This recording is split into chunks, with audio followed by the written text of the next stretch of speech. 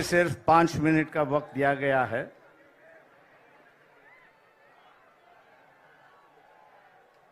राहुल गांधी जी, कांग्रेस के अध्यक्ष खड़गे जी, प्रियंका गांधी जी, तेजस्वी यादव, फारूक अब्दुल्ला जी, मंच पर बैठे शिवसेना के उद्धव ठाकरे जी, शरद पवार जी, सभी नेतागण, दोस्तों और भाइयों,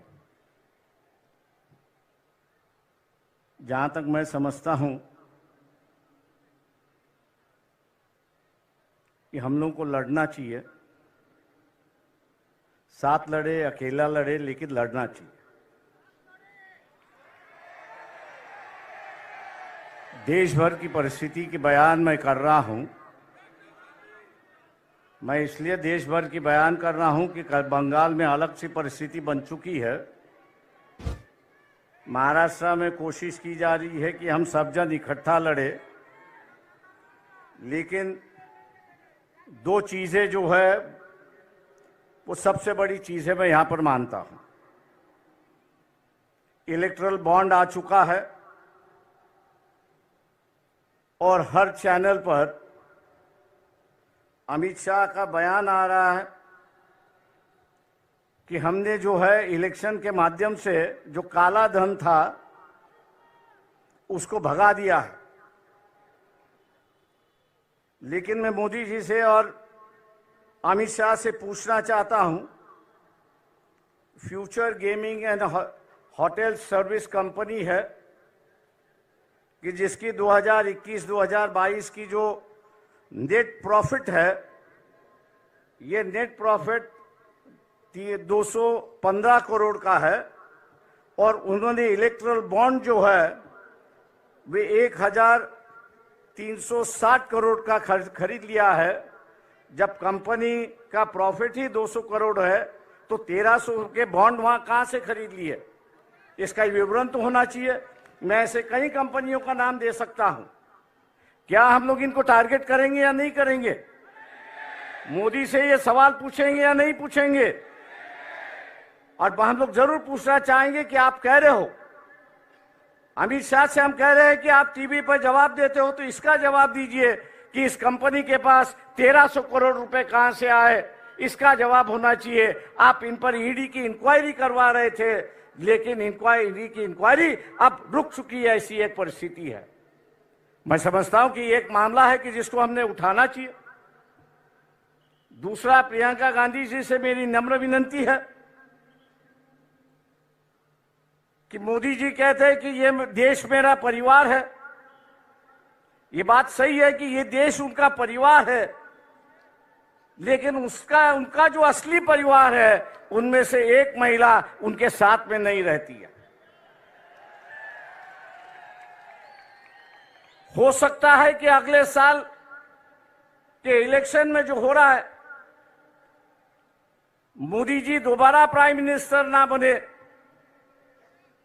कांग्रेस पार्टी के अध्यक्ष से भी मेरी दरखास्त है कि हम लोग इस मुद्दे को उठाए और हिंदू समाज के अंदर फैमिली का जो रिश्ता होता है वो सबसे गहरा रिश्ता होता है। मोदी जी उस रिश्ते को निभाए, उस रिश्ते को निभाए और अपनी पत्नी को अपने साथ में लेकर रहे। 2-4 दिन बाकी है, उसके लिए हम लोग को लड़ना चाहिए। मैं उम्मीद करता हूं कि खड़गे जी जब बात करेंगे इस पर जरूर अपनी टिप्पणी यहां पर करेंगे, क्योंकि वह हिंदू संस्कृति की बात करते हैं, हिंदू रिवाज की बात करते हैं और वही रिवाज और वही उसको मानने के लिए तैयार नहीं।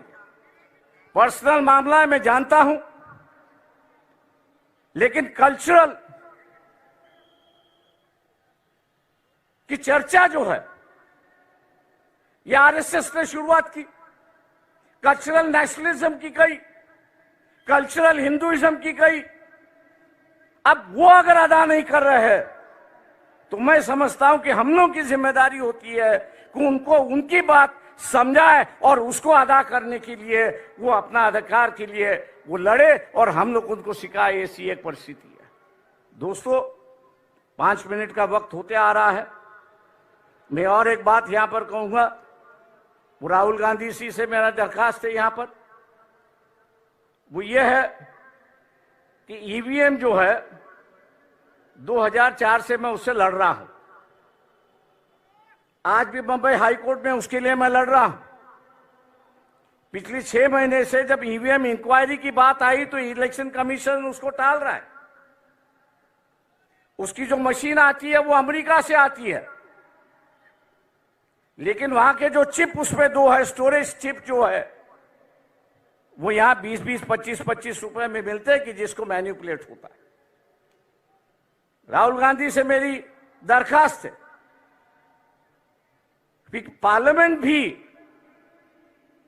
किस पे विश्वास करे, पेपर ट्रेल पे विश्वास करे और ईवीएम पे विश्वास करे। तो पार्लियामेंट ने कानून से कहा है कि अगर डिफरेंस आया, ईवीएम के काउंटिंग में डिफरेंस आया और पेपर ट्रेल की काउंटिंग में डिफरेंस आया, तो मानना है कि पेपर ट्रेल का जो वोट है वही आपको मानना है, ईवीएम को बगल में रखना है। क्या हम लोग इस इलेक्शन के पहले,